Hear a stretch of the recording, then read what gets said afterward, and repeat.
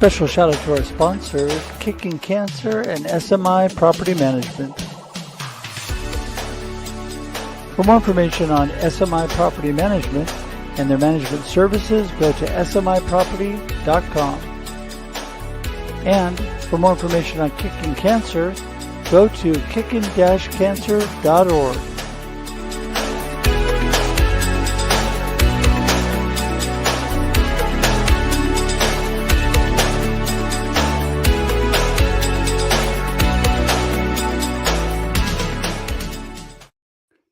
Ta-da! Here we are live on Russ Reels Live this Thursday afternoon at 4 p.m. Pacific Daylight Time. I don't know what time it is where you are, but I know that I'm glad that you're here today for this amazing discussion we're going to have. I'm really looking forward to this discussion. And even though I always have a positive idea and thought about what we're going to talk about, this subject can get a little bit heavier, dealing with people stuck in situations and things they're going through. And the guests that I have on today have gone through some real challenges of their own, but also are involved in supporting and lifting up, building community around them and helping others. And that's what I love about this group today.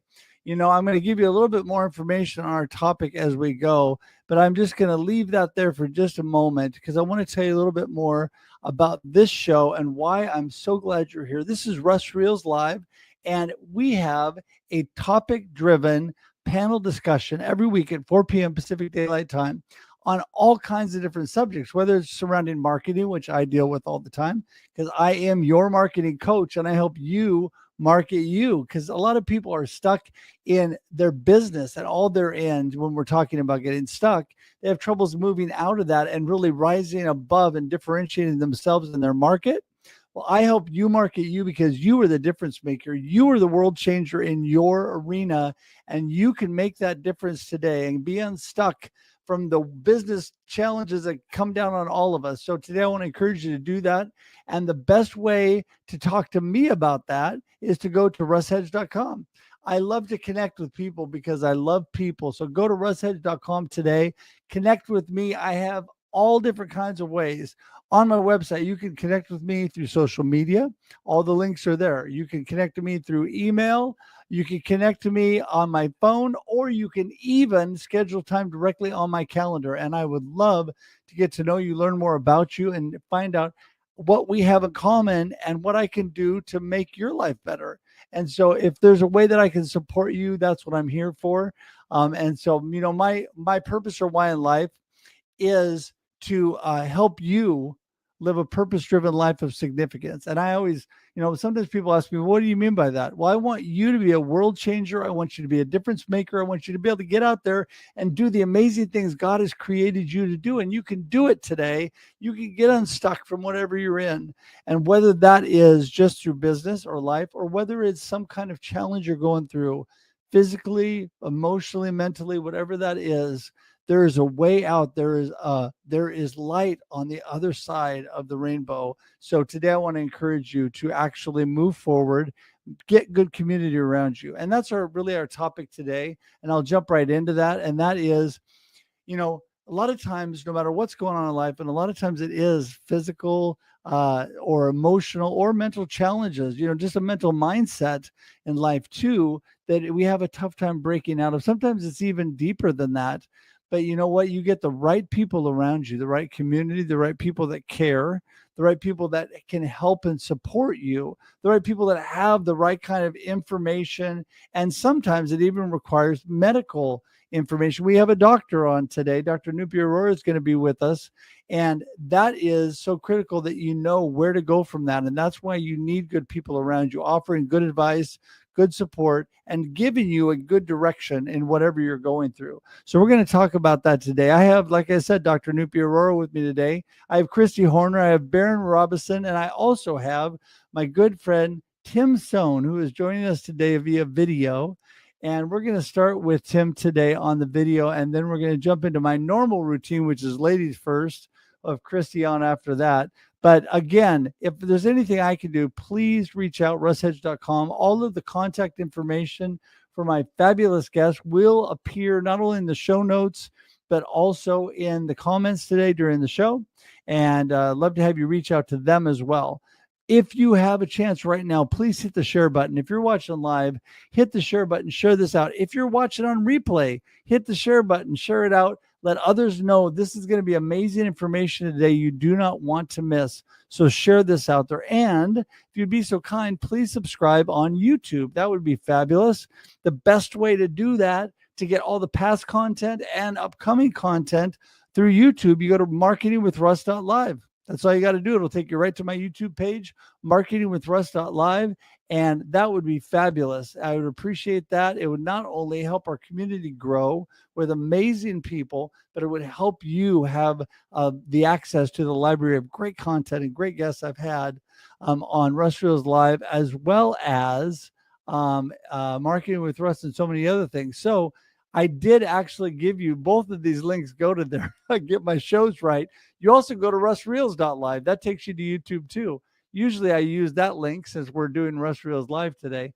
But anyway, Russ Reels Live or Marketing with Russ .live will both take you to my YouTube page. So, okay, I think that's enough for me today. We're going to start off, get this show rolling, and I'm going to introduce you to my good friend, Tim Sohn. Let him tell you a little bit about himself, and let's just let Tim take this away. Here we go.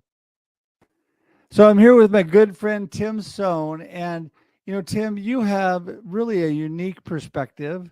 Well, a lot of us have unique perspectives, but you have a special, unique perspective on this whole thought process of having challenges in life and just getting stuck in problems and a diagnosis in a mental or a physical issue in life, getting stuck in that, as opposed to getting the kind of care and support and community to move beyond that. And that's really what I want to talk about, that there is hope beyond the initial challenges we have in life. What are your thoughts on that? Yeah, first of all, thank you so much for having me, Russ. It's always great to be here with you and your amazing community. And what I would say in terms of getting unstuck is, you know, find amazing communities like Russ's community, or, you know, communities where there's other, for example, I'm a almost 16-year cancer survivor, chronic myeloid leukemia. Find places where there's other people who have been in similar situations, who are cancer patients or survivors or supporters, or whatever situation you're going through. You know, there's Facebook groups, there's shows, you know, like I host the Showing Up Perspectives on Cancer show. And we're always happy to have people come over and join us. And we have conversations there with people about their personal journeys. But the number one thing I would say is find people that can support you and show up for you, and you know, who have been on a similar journey as you. Yeah, you know, and I love that, because you have such a positive perspective. And, you know, we have both had our challenges, whether it's been with my mama and my dad passing away and my mom having cancer. We talked about that. Yes, thank you. Love you too. Yeah. And also, you know, my current diagnosis of having skin cancer and dealing with that. I have a real positive perspective, and I am blessed with friends like you, friends like I mean, I can't even begin to mention all the fabulous support and friends I have. And I have a beautiful wife, a great family. Those things are important, but not everybody has that right at their doorstep, right? You and I have great supportive families and friends. Yes. Not everybody has that. So what would you say to that person that's feeling just, you know, really down, stuck in their situation, and like there really isn't a lot of hope? What would you say to them? I would say, know that you're not alone, that you're not the only person that's going through this. Whatever it is that you're going through, you're not the only person that's gone through it. And, you know, reach out to me, reach out to Russ, reach out to, you know, like the kind of resources there's also organizations, you know, no matter what you're going through, like the Leukemia and Lymphoma Society. So if you're a blood cancer patient or survivor, you know, use Google, use other resources to reach out to organizations or individuals to try to be proactive in trying to find resources and organizations and people who might be able to help you. That that could go a long way. Yeah, that is such a great advice. And, that's what we want to leave you with today in our time here with Tim. And that is there is always somebody to reach out to. There's always positive steps to take to pull yourself out of any situation. And there is a brighter day on the other side. Like my dad used to always say, tomorrow is a new day. And so there's I love always that. a positive direction to head. And so, encourage everybody to do that. Tim, thanks so much for being with us today. I appreciate you. Thank you, Russ. Appreciate you too. Love. Yes, Tim is such a great friend, and I appreciate him so much. He is gone through a lot of challenges in his life, but continues to help and care for others through all that he does. And so I want to jump right into my next guest and bring Kristi on because we had a fabulous discussion about all the things she's doing. Hi, Kristi. Hey, Russ, this is so fun. Yes. Well, a lot of times caregivers or people that are really trying to lift up and help other people really themselves have a tough time. And I know that you do a lot of support in that area. And you've also dealt with some other challenges that, really is important to be surrounded by people that love you and a good community to support you through that. Give everybody just a little snapshot of who you are and what you're all about.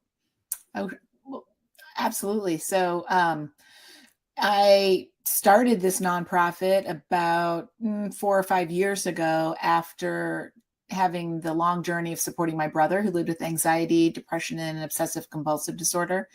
And he lost his battle with mental illness to suicide. And through that experience of supporting someone, being their emotional and mental support person, we learned a lot, my family and I, about supporting someone with mental illness and realized that no one should take that journey alone. And that goes for any caregiver to someone living with serious illness of any kind. And we thought there surely was another organization out there with the heart for caregivers, because we know now that if you don't take care of yourself, that the stress of caregiving is literally killing caregivers. It's taking 10 years off their life. So we're here as a nonprofit. We launched in Northeast Ohio. We now support caregivers throughout North America, and have an immense privilege of hearing caregivers' stories and walking alongside them and their journeys. The pandemic really pushed us virtually. And so now we can support those caregivers virtually through our programs. Who knew when I launched this that I would ultimately be supporting a son who had a horrific accident, leaving him with a severe traumatic brain injury. And so we're right back in the active caregiving seat. I'm also a sandwich generation, supporting 2 aging parents with their needs as well. So we're caring for a lot of people over here. And I'm so glad we were connected, and that great conversation really led to our conference where we're talking about this concept of getting unstuck, because what we've noticed through the pandemic is everyone who calls, while we're in the caregiver burnout prevention business, everyone who calls is already there. And they're just stuck is the word I kept giving it. Adam Grant wrote a really great article for the New York Times midway through the pandemic. And it really put a word around some of what we were all feeling, and that was languishing. And it became like the word of 21. And it's a behavioral health term, and it's basically this concept of, blah, meh, but I really call it stuck. And it's like walking through Jello, as my colleague would say. And it's really hard to walk through Jello, right? And so how do we get those people who are so stuck to move forward towards the life that they desire, the life that they choose? And I love that Tim chose to talk about community and all that support that it takes. And I love that you talked about hope, because I think hope is a huge part of that. Yeah. So yeah, here we are talking about getting unstuck. Yeah. And, I think that, it's so important getting yourself surrounded by the right kind of people, whatever you're going through. And we have a doctor with us today. I know her a little bit. She's my little sis, Dr. Nupi. How's it going, Dr. Nupi? Hi, Russ. Hi, Kristi. Hi, Dr. Nupi. Hi. I'm so sorry to hear about your brother. I was I was just listening to everything, and it's just, it's so, it touches people's lives in such a way. And I love this discussion, to be honest. Thank you so much, Russ, for having me on. I really appreciate it. This is everything, I guess, how I practice medicine, how I care for my patients and clients is about understanding your whole self-health needs, and importantly, how to rebalance and reconnect to that. And it's so important, especially if you're in a caregiving role, whether you're being the patient or the client, it's physician even.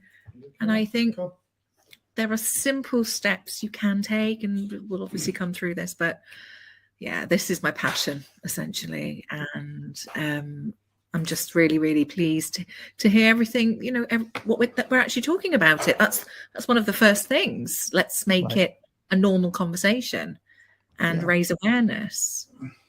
I think that's so important, because I think that unless we have the conversation, unless we raise awareness, unless we let people know they're not alone, and there's people to go to, people get isolated. They feel isolated. That's where they deal, and especially if they're dealing with depression, anxiety, all kinds of things. It can lead to so many things, all kinds of problems. Not to mention, the situation, Kristi, with your brother. I had a really good friend who his son, same situation, loving family around him even. And, even in that situation, it can be tough, right? But, when you're caring for people and you are just loving on your community, great things happen. And we're going to bring in my good friend, Baron Robison, next, who is the director of Kicking Cancer here in Oregon. And Baron is doing some amazing things for people that are going through cancer and their families. Baron, how are you doing? Good to see you, Russ. Good to see you too. We like your shirt. It was very nice. And so give everybody, now that I said a little bit about you, give everybody a little more information about you. So I am the founder, executive director of a nonprofit in Oregon called Kicking Cancer. And, I love this discussion because I founded this 4 years ago with two objectives. One, to educate people on how to not get cancer. There are things that you can do to definitely, there's no guarantees in life, but you can at least do things to hopefully prevent it from happening. And so we're on a mission to educate people how to not get cancer. But in the meantime, people have cancer. And so we have created a massive support network for those that are in the fight with cancer. And Russ and I have worked together a couple different times here in Oregon with some really good friends and what they're going through. And, the amazing thing is when someone's going through any situation, and, Kristi, you brought up some things here, but whatever that situation is, if I had $1 million in the bank with our nonprofit, no one is going to turn down money. You can throw money and they'll take it. People need it. But you know what they need more than that? They need a community. They need people there with them when they're going through that fight.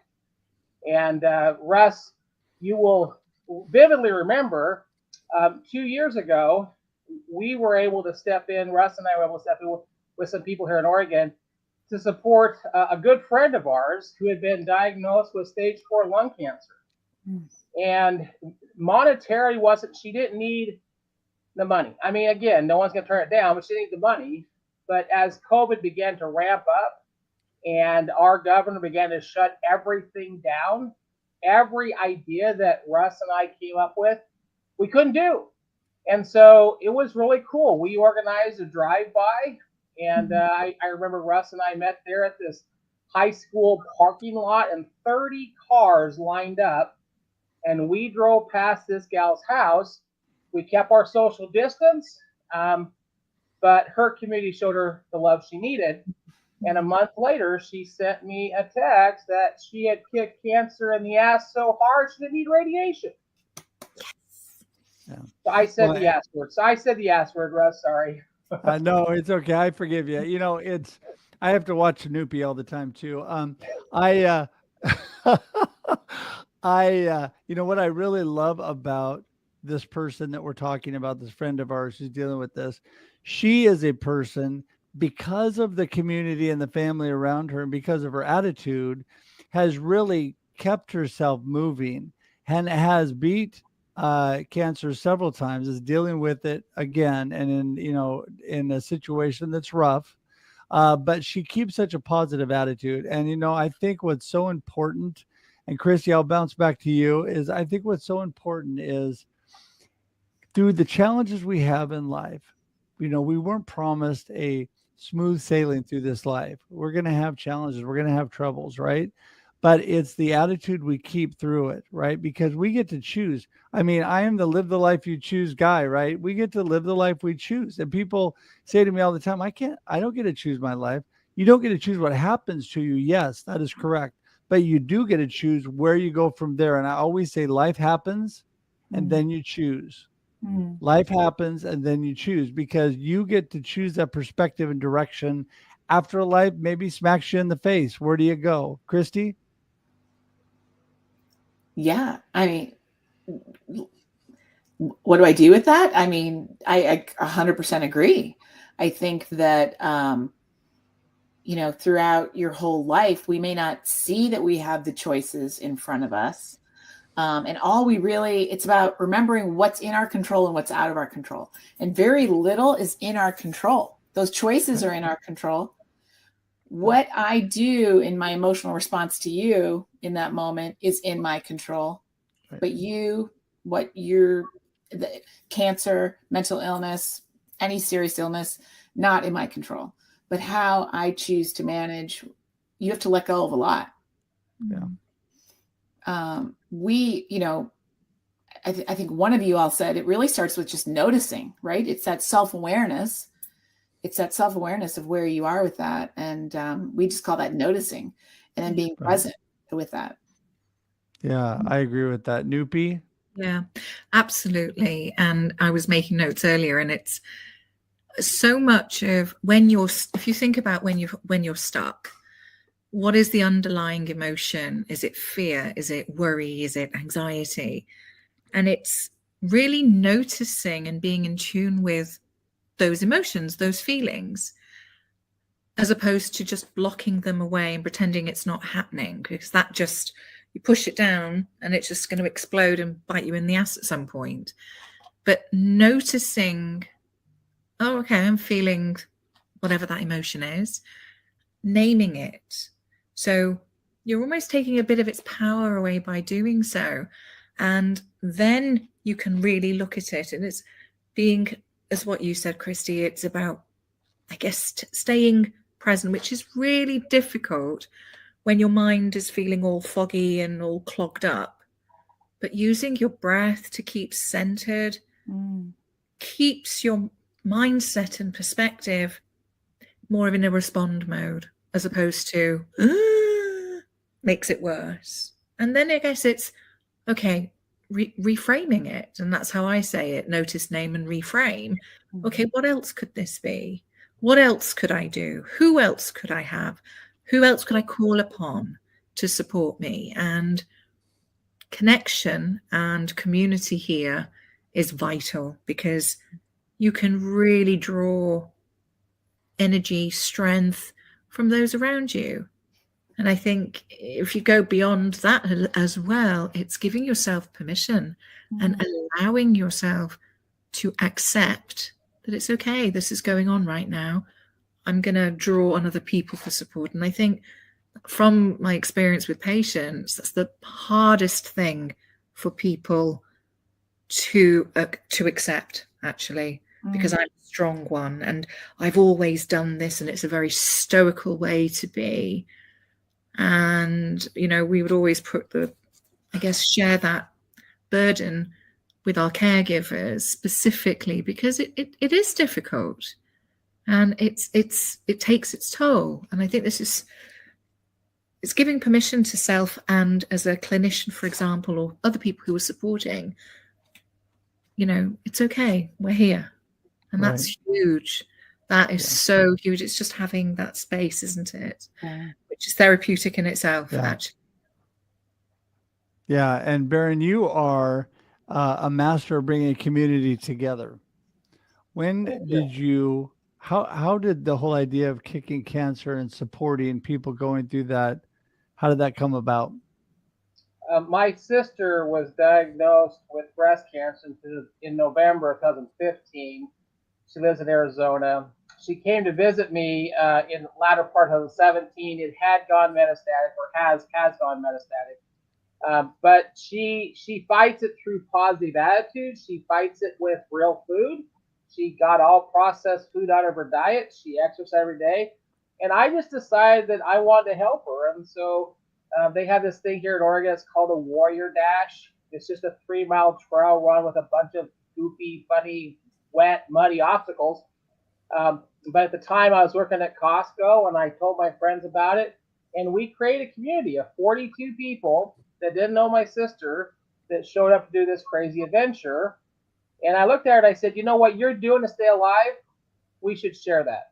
And that's how Kicking Cancer was formed, Russ. It was literally what she does to stay alive is what we're trying to instill. But, there was something that Nupi said, I think is just so critical. This friend that you and I keep talking about, she spent her whole life. When I met her, she was a giver in every aspect of this community, whether it be Albany, Corvallis, Lebanon. She was a giver. And she had already beaten cancer once. Mm. And when it came back the next time, it was much more serious. She had stage 4 lung cancer. And it was really hard to go from being the giver to the one who needed the help. Yeah. And so, I just started working with Russ and a few other friends. And I said, this girl needs us. And that's when we did the first event to help her. And it has come back, and she needs us again. So we're doing some things with Russ and I, and some friends doing some things. But I think the critical part you said is when you're so used to being the person who gives, it's hard to be the one who gets. Yeah. And you have to accept it when you have to get. Yes. Yes. Yeah. One thing I think too about that, and then Nupi, I know you want to say something. I'll bounce to you next. It's interesting because I think it is hard, but it also is very wonderful and refreshing when you have been giving and you've been in community and trying to help other people, and you go through struggles, and then people gather around you. I think ultimately it lifts me up, and I can tell you my latest, here in a week from tomorrow, I go in for surgery for skin cancer on my foot, and it's a big deal to me. I'll live through it, but it's going to take a lot of recovery, and it's a big deal, anytime you have any kind of cancer. But the number of people that have gathered around me and offered prayers and love and support and all that has been overwhelming. And, really, that's what really keeps me. I'm a positive guy anyway, but that keeps me positive, and that keeps me moving, knowing that people really care. So Nupi? Now, Russ, with cancer on your foot, you will be the epitome of kicking cancer, won't you? I know. I'm the poster child now for kicking cancer. Sorry to interrupt you, Nupi. I never thought about that. That's really good. Yeah, you're gonna be literally kicking cancer with it on your foot. It's gonna hurt a lot while I'm kicking it, though. But yeah, anyway, Nupi, go ahead. Oh, dear. It was just something that we were saying before about givers. So if you're used to providing a lot of support and giving, that's the first line thing that you do. I think it's very difficult sometimes to take a step back and accept that. And I think certainly, and I was sort of nodding my head a lot, because I know that was one of the reasons I burnt out 12-ish years ago, because I was the giver and I wasn't aware that my needs weren't in balance, and nor was I speaking up or accepting any support or help. And I think healthcare professionals per se, physicians, are the worst at this, because you're used to being that person that you're caring for somebody else. And I think caregivers as well, actually. And again, it boils down to a sign of, am I being weak? I don't want to come across as being weak and I can't cope. And it's all the I guess the voices or the narrative that you hold. And that's where the gentle challenge needs to come in and go, okay, it's okay. And it's almost, what would you say to somebody else, and try and keep yourself out of that perspective. But when it's you, it's difficult. And again, it's the people around you. I was in Funky Town a few weeks back and I've only just come out of it. But it was really the support of people around me really truly helped. And it's incredible. It's very powerful. And it's almost just surrendering and going, okay, I can't do anything about this, but I can accept this for myself now. Right. And that helps you move through. I agree. If I could add one thing, I think. No, go ahead. Everything you said, Dr. Nupi, is completely true. Professional and unpaid family caregivers are the ones who are in that position to care. So then accepting help is hard. I see a lot as well, and it starts with me, but we're horrible at identifying what we need. Yeah. When someone even says, hey, I want to help, and usually what most people say is, oh, well, gosh, so when you need me, just give me a call. Or if you need something, let me know. I can guarantee you, if you say it that way, no one is going to call you, right? So it starts with, it's almost like a grocery list, right, that you've got on your phone or on your fridge, but just keeping a list of all those little things that you need. And this is going to go for you too, Russ. So when you're not, you can't drive or you're recovering from your surgery, what do you need? And it shouldn't all fall on your family, but this is that chance for other people to love on you now. And so, but it starts with, what do you need? And it could just be, it could start with, gosh, I'm out of apples. Could you grab me 6 apples when you go to the grocery store next time? And just leave them on the front porch, because I'm really not in a place to talk to someone. So identifying what we need is really one of those first steps, because then we're ready. It's almost like you're planning. It's your plan. Well, it's interesting you say that, because I am the worst when people say, oh, I want to come help you. I'm like, no, I'm fine. I mean, I'm quick to say that. I'm going to be all good. I just have to sit there with my leg up, and I'm gonna, it's going to heal and I'll be all right. And people are like, there was one gal at our church that she wanted to bring food, and she told me, I'm going to bring food. And I said, oh, we're fine. Leah and Kyla are going to be here, and my sister's coming over. No, I'm bringing food, she said, because they're already going to be taking care of you and doing things. They're going to need the food as much as you are. Exactly. And what I loved about her is she's just like, she just didn't take it. She's like, no, and it's happening. So there you go. And that's what's happened with other people too, including my sister. I keep telling, I'm fine, sis, I'm fine.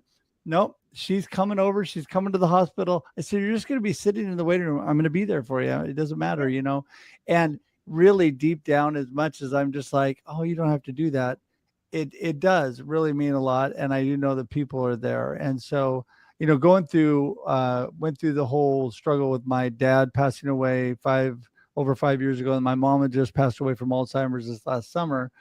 But, the number one thing, Kristi, that helped me was I actually, with the help of my beautiful wife, listened to people around me that were telling me what things I needed to do and what I should be considering. And part of that was where I got my parents in a really good community. And that way I could go love on them and be the son and not have to be the caregiver. And I actually had the day before my dad passed away, I had a caregiver, 20 years old, comes in to help along with the situation. I have the hospice nurse there. I have this 20-year-old caregiver. She says to me, I'm right there. And she goes, Mr. Hedge, it's okay. It's okay. Go sit down, relax. She goes, let us be the caregivers. You be the son. And you can love and support them, but just let us help you and take care of that. And I sat down and I thought, you know what? She is wise beyond her years. She was giving me permission. Take a deep breath. Relax. It's okay. We're here to help you. Let us do some of the caregiving, and you just love your parents. And I remember that to this day. That was amazing. The gift. situation with her and the hospice nurse. So I was That's a just gift. about to say that. What a precious gift. yeah, And it's Yeah. memories as well. It protects that. And I think you can struggle with a lot of trauma as well afterwards. Say if you're caring and you miss out on spending that quality time because you're worried about trying to get everything in and you're frazzled and knackered and all of this. And I think that's such a beautiful gift. It really truly is. And that is not caring, nor are you being selfish. This is being very practical. It's being very self-aware, and actually you're protecting your time together is how I say it. Yeah. Russ, and I think it's something that you said, Kristi, and I think it's actually what your organization does. But one of the programs that we built inside of Kicking Cancer, we call it Pathways. But when you think about any family who's got a cancer diagnosis, there's a lot of organizations out there that will help the person who has the diagnosis. There's a lot of breast cancer organizations. There's ones that'll transport to the hospital. But there's not anyone there to help the kids of the families affected by cancer. And so our Pathways program is actually designed where we bring volunteers in to work alongside the children and empower them to get past this place in life so that whoever in the mom, dad, brother, sister, whatever, whoever's been diagnosed doesn't ripple around to the rest of the family. And I remember we did something with a mom had gotten bone cancer, and the oldest child was a sophomore in high school, and her grades were dropping from A to B to C. And so we came with volunteers and helped with homework. But, people forget how much trauma the caregivers in the house go through, right? Like the person's got cancer, and that's horrible. That's horrible. Yeah. But guess what? Everybody else in the house is affected too. And so we just wanted to create a program to empower those kids, and we just had a lot of fun with it. That's so cool. That's amazing. And we forget about the kids sometimes, right? Because we think, are they even paying attention? Are they noticing? But I know for my brother's family, his kids were his first caregivers. You wouldn't call a kid a caregiver, but those kids were his caregivers. Because, you learn very quickly how to behave in a family dealing with any serious illness, but you can be a caregiver as a child to a parent. Yeah. And that's a lot of stress to throw on a kid, whether it be a mental situation, whether it be cancer, whatever the situation is, the kids are worried. They're worried about mom, they're worried about dad, and they are going to step in at some point. And anything that we could do as Kicking Cancer can do as an organization to help them live through that situation too. And so that's why we created this program. And I love what you're doing, because it's caregivers get forgotten in all situations. They really do. Yeah, absolutely. Yeah. I think some people are naturally, and I think all of you are this way, are naturally caring and want to give. And so you're natural caregivers to all that you're doing. And back to our original discussion, it does make it really hard because you think, well, no, my job is to take care of other people. I've got it all together. I can do this, And I think a few of you brought up is the fact that we just need to realize we have a lot of blind spots. Yeah. We have a lot of things we don't see. And what do we really need? And just like you're saying, Kristi, I mean, I've had so many people say to me, you just need to settle down and let us help. Right. And so I keep, I have a tough time dealing with that. But, it's the same thing when I talk to my doctor. I'm like, so how soon can I get up and get moving? I just want to get up and get moving. Right. And he's like, well, it depends if you want to mess everything up or not. But in your life, you just need to sit down and he told me, he said, get your things together. And when he said that, and we're talking with, it's a pretty good sized chunk of skin cancer. They're basically removing half of my instep and taking the other half of my instep, moving it over, and then bringing skin from the other part of my body down. So there's a lot of plastic surgery after. But he basically said, you just need to get your things in order. And I'm thinking, okay, that doesn't sound good. He goes, no, I mean about how you're going to survive, live, and work when you're sitting there not doing anything. Exactly. Let And for other what- people do it for you, right? And for what it's worth for us, getting up when the skin cancer is on your foot is not a good idea. No. You So need you're- to rest big time. Great. And I'll be checking in on you. There's no way. But here's the thing: what you've just described, and your professional caregiver, your doctor's advice, right? Is this? It's a forced stuck. You're not someone who I would say is stuck right now, right? In what I know about you, but you're going to be in this forced stuck. And he's saying, we want you to think about this because it would be very easy for you, right, Dr. Nupi, for him to settle in. Depression could settle in very quickly if you're not careful.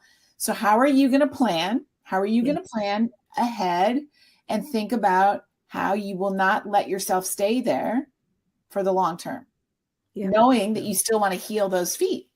Yeah. It's tough. And It's I'm tough. sure that Dr. Nupi can tell me I'm sure there's medical reasons for this, but I reference a book all the time. It's by Dr. Lorenzo Cohen. He has a PhD. He's at the MD Anderson in Texas. And he wrote a book, and he's got 6 things that you can do to live that anti-cancer life that we're talking about. And the number one thing of these 6, number one for him is support. You have to have a support system. And he talks in there about attitude. And apparently there are chemicals that are released in your brain. And if you're negative, you have negative chemicals. And those negative chemicals then begin affecting your body. So the number one thing that you can do to fight any disease is a positive attitude. Isn't that amazing? Yes. Get unstuck, Russ. Positive attitude. Absolutely. Not that that's going to make your foot cancer go away, but negative attitude is not going to help it. Yeah. Right. Absolutely. Yeah. There's neuroscience to back all of this. There is neuroscience behind hope. There is all of these things are what foster your well-being.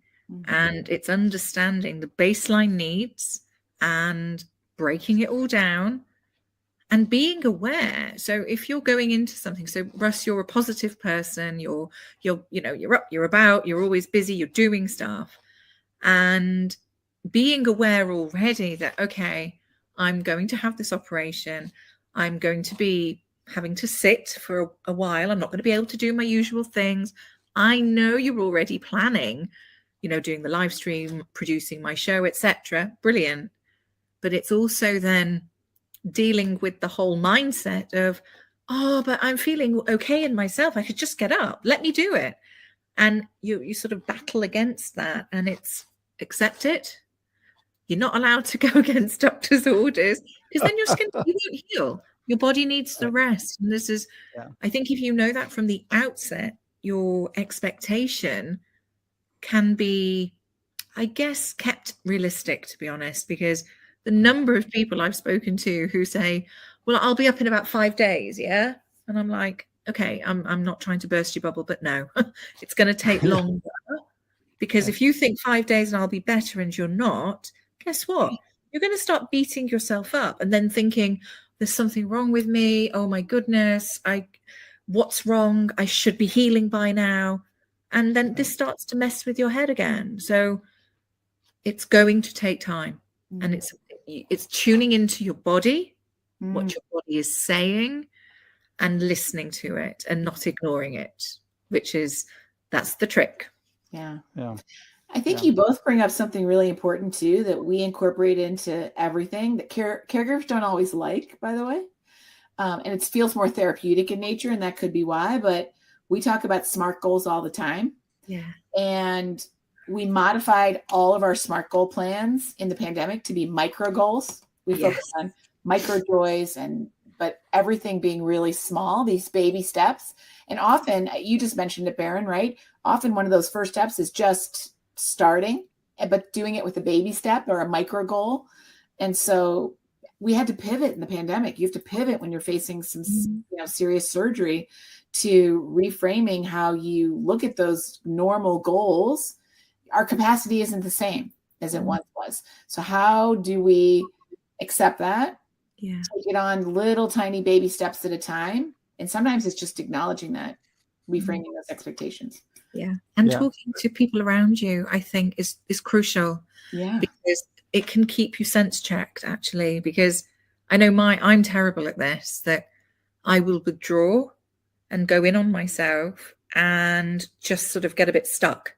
Exactly what we're talking about, because I'm choosing to believe, oh, I should be able to do that. What's wrong with me? Because I'm used to being able to do this. Having said that, because I've gone through all of this before, I'm aware, but also then speaking helps immensely. Just sharing what it is you're feeling and knowing that you're held in a safe space is crucial. And that's so important. So Russ, if you have any problems, you can just text me. Well, I think what you said, Kristi, and you echoed, Nupi, is exactly right. It's reframing your mindset, because I'm the kind of person that really, I'm very on purpose, very habitual and very structured, because I'm so unhabitual and unstructured as a natural person, right brain creative, fly by the seat of my pants. So that's my lifestyle. So I'm very, very, structured on how I do things. That's how I got through COVID. I continue. Russ, can I just share the mindset of this gal you and I keep talking about? So she works for a baseball team in Corvallis, Oregon, and before her diagnosis, it was hard to find her, right, Russ? She's like everywhere in the stadium, deal with all kinds of stuff. When she first gets her diagnosis, I see her in 2021. She's moving slower because the cancer has got some of her lung capacity gone, but she's still busy, still doing her job. Well, now that it's come back, she has to have an oxygen tank with her all the time. Her lung capacity is completely gone.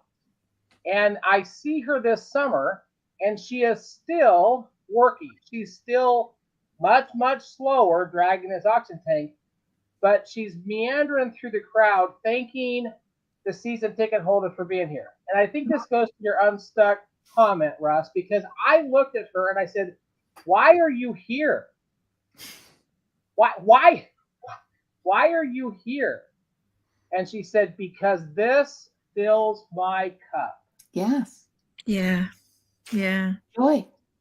Yeah, joy. And that, exactly. Purpose yeah, and meaning. and that's what she was able to do that. She was able to slow herself down, reframe what she was doing, but keep herself moving. And there's a way to do that, not overdo it, but keep yourself moving forward in what you can do. Because I think what that does for her is that continues to strengthen her. Not only is she able to get out and do a little something and stay productive in her mind, but also she's around the community and the people that support her, which I think helps a lot. So, hey, so here's what we're going to do. I'm going to let, yes. And so I'm going to let each one of you, we're wrapping up here our time. I'd love to keep talking. We could talk for hours on this, but we're going to start, Kristi, with you. And I want each of you to give your final thoughts on our subject for today. What do you want people to really remember what we talked about? And then let everybody know how to get a hold of you, because I know absolutely people are going to want to get in touch with you. So, Kristi, you're up first.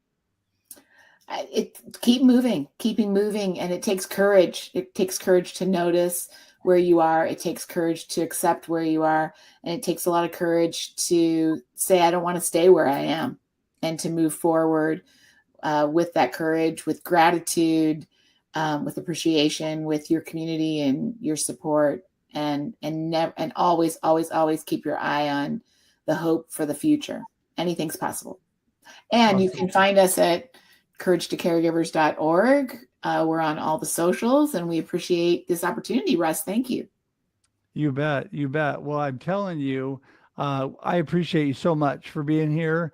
All that information is magically appearing because of my amazing teammate Ever, who's putting that up there. And so that will be there, clickable, by the way, for everybody watching. You can go directly to Kristi or any of the guests. It's also in the show notes. So thank you for that. Nupi, you're up next. So I would say self-compassion, be kind to yourself, and reach out. You're not alone. Those are the two things I would say. Perfect. And Nupi, I know pretty much everybody knows how to get a hold of you, but just Sorry, in case they forgot. Yes. I totally forgot about that. I was quite impressed. I stopped at 2 things and I was like, okay, that's it now. Okay, so you can find me here on LinkedIn, Dr. Nupi Arora, or just the Glitter Practitioner. I do a live stream show, which is produced by somebody called Russ Hedge, I think. That's every Monday at 8 o'clock BST, which is noon Pacific Daylight Time. You can also find me on Instagram, Facebook, YouTube. Yeah, I've got it. Those 3 social media platforms, all under the Glitter Practitioner. I think that's it. Yes, that's it. All right. Perfect. Baron, you're up next. There's a statement that I try to use quite often. I do have a radio show and a podcast. So if you just go to any of the podcast services, it's called Kicking Cancer Cares. And we just aired our 40th podcast. We have over 650 downloads. And so it's a way for us to tell stories. We have told this young lady's story, Jennifer Beaumont's story. But I say, there's a lot of things in life that are hard, right? There's a lot of things that are hard. And sometimes you just have to choose your heart. Choose which thing is harder. And for me personally, about 5 years ago, my plantar fasciitis was completely out of control. It was really difficult, really painful to walk. And I remember sitting down on a bench with my grandson, and I said, I refuse to be that grandpa. I'm not going to be the guy on the bench watch my grandson play. So is it hard to go through the treatment for plantar? Yeah, it's painful. It's hard. You know what's harder? Sitting on the bench watching my grandson play. That's harder.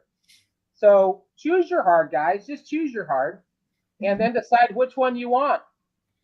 And then don't get stuck in life. Just move forward. So our website is kicking-cancer.org. My email is on there. There's a spot that says request help, get involved. And if you really can't find me, then just go to social media and do hashtag Russ Walks. Right, Russ Walks with a hashtag, and I guarantee you Russ will find me. Well, that's for sure. And I don't know how many of those that you put up there, Baron, but there's a lot of Russ Rocks out there for sure. And now we use Baron Rocks too. So that's all good. But listen, I want to thank you, Baron, and I want to thank all of you so much for being here today. And again, everybody watching, please reach out to them. Please get in touch with them and contact them. It's all clickable. It's all easy. And we will continue this discussion again another time. You've all been amazing. So we're going to have to go with the part 2 on this one for another time. So thanks again. I'm going to say goodbye, but hang tight in the green room for just a second as I wrap the show up. And we'll see you guys soon. Thank you. Thank you, Russ. Thanks, everyone. Now, if I can just move everybody out. There we go. Slow but sure. Hey, listen, thank you. Thank you, all of you watching today. What an amazing discussion this was, but what an amazing community that we have. Whether you're watching live or on replay, please share this out because this is important, an important discussion to have. We all need community. We all need support. We're all going to go through situations that times feel stuck. And there's a way to move out of that. And that's through support and community and working together. So I always say we are better together. And I am here for you at russhedge.com. If you ever need me, russhedge.com is a way to get in touch with me. And all of their links are in the show notes as well. And so I just wanted to, again, thank you all for being here. We're going to wrap things up for today. And until we see you again, have a great day and a great life. Thanks, everybody, for being here. All right. Bye-bye.